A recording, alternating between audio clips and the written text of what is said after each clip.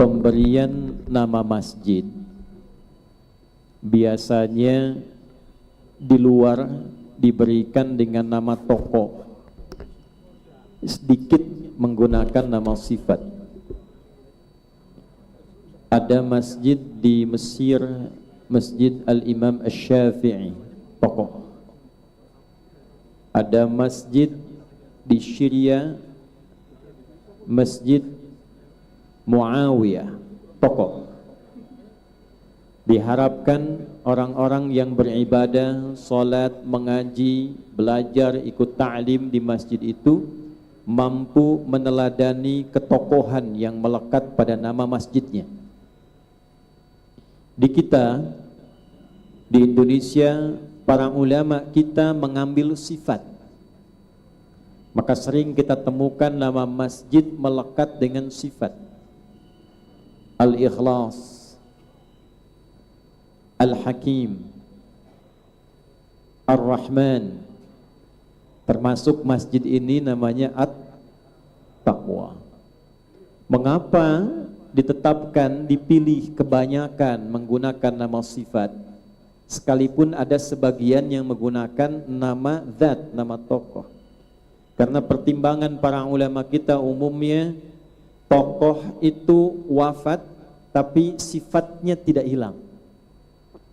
Tokoh bisa meninggal jasadnya tapi sifatnya tidak ada yang wafat. Jujur kan tidak meninggal. Kalau jujurnya meninggal, tidak ada lagi orang jujur. Ikhlas tidak wafat. Kalau ikhlasnya wafat, tidak ada lagi orang ikhlas.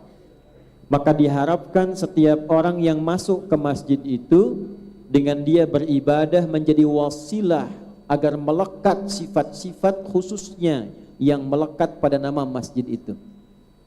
Jadi orang yang beribadah di Masjid Al-Ikhlas diharapkan keluar dari masjid lebih ikhlas dibandingkan dengan yang ibadah di masjid lain. Infaknya ikhlas, salatnya ikhlas, ngajinya ikhlas. Hilang sendal, udah dicari dulu ya.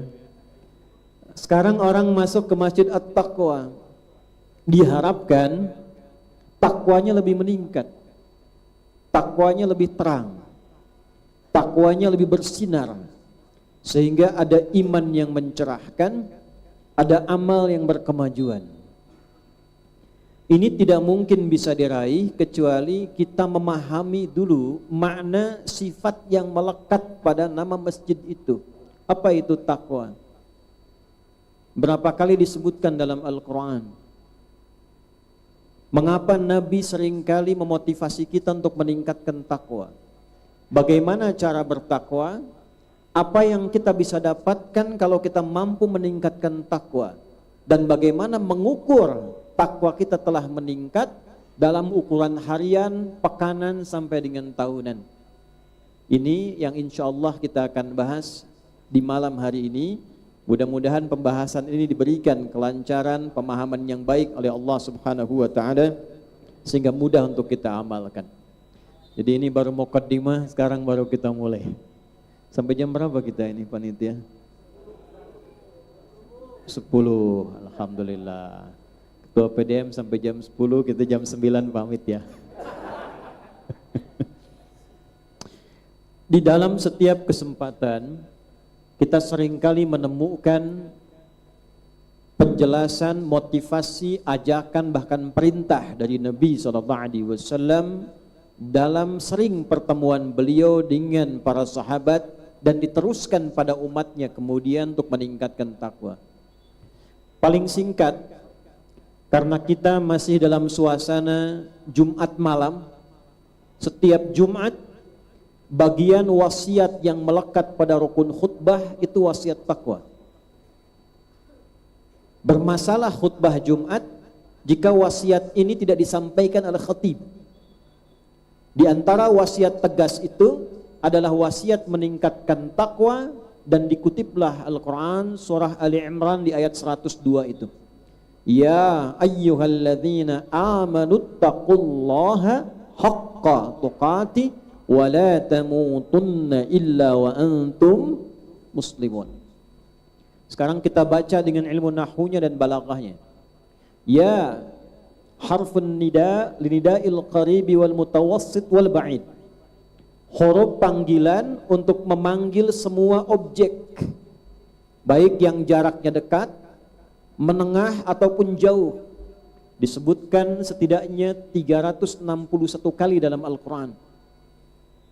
Ada 14 huruf nida, kata Syekh Muhyiddin Ad-Darwishi dalam kitabnya Minhatul Jalil fi Syarah Alfiyah Ibn Aqil.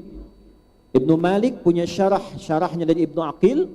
Alfiyah Ibnu Malik disyarah oleh Ibnu Aqil, syarah Ibnu Aqil ditahqiq oleh Syekh Muhyiddin Ad-Darwishi dengan judul kitab namanya Minhatul Jalil. Dalam bab nida disebutkan huruf panggilan nida itu ada 14.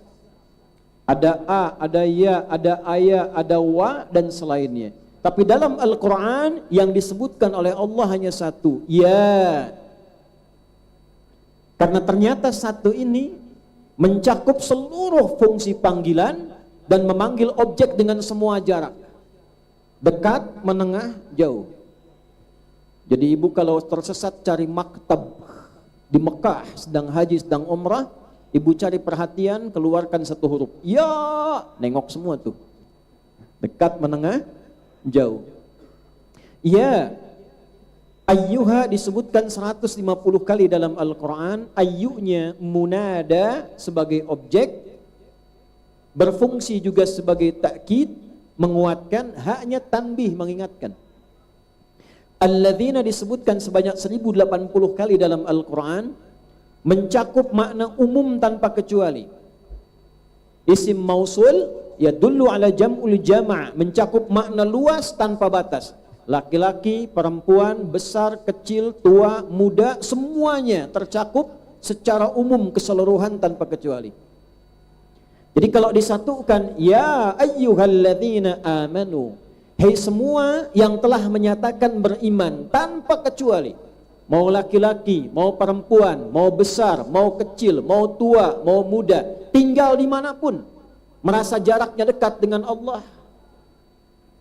Ada yang tinggal di Batu, ada yang di Balikpapan, ada yang di Tanah Suci, Tanah Abang, Tanah Kusir.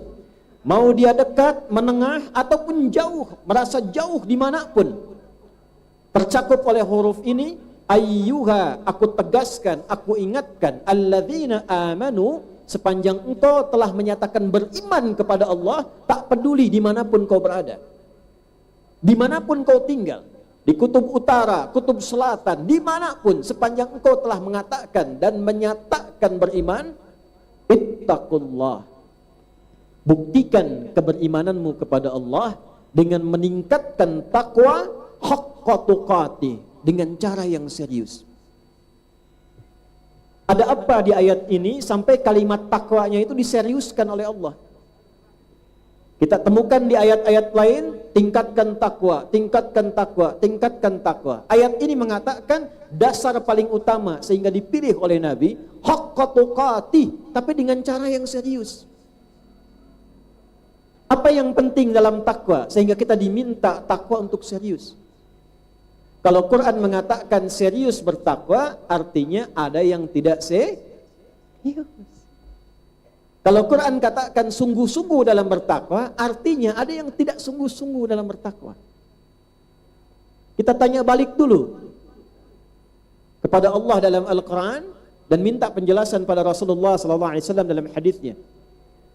Ya Allah, ya Rasulullah, mengapa kami harus meningkatkan takwa? Dan mengapa harus serius, harus sungguh-sungguh?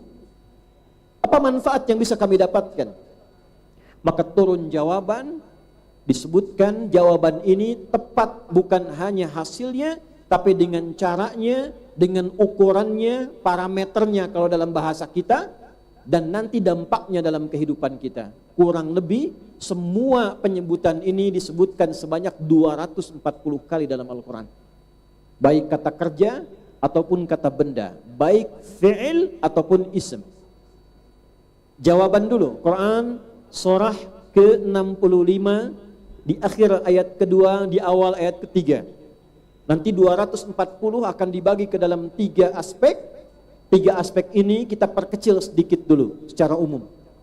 Quran surah At-Talaq di akhir ayat kedua, di awal ayat ketiga.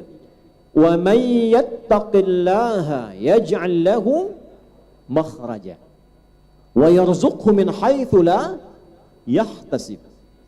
Perhatikan, ketika diminta meningkatkan takwa, Allah gunakan alladzina, semua tanpa kecuali.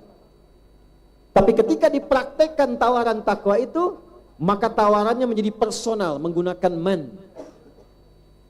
Seakan-akan ingin mengatakan, hei, dari semua yang banyak ditawari meningkatkan takwa dengan sungguh-sungguh itu, adakah di antara kita semua ada yang mau melakukannya?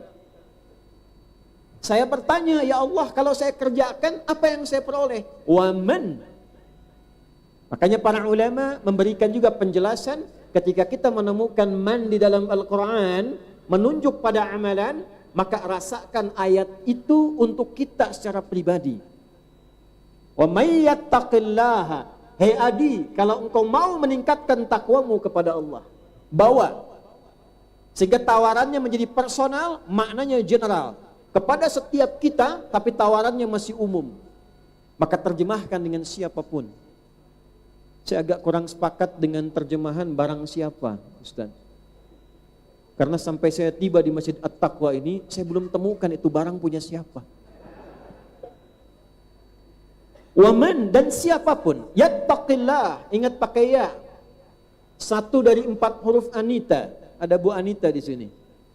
Anita, gabungan Hamzah, Nun, Ya, dan Ta. Jika kata kerja dibuka dengan salah satu Hamzah, Nun, Ya, dan Ta. Yattaqi, nattaqi, attaqi, tattaqi.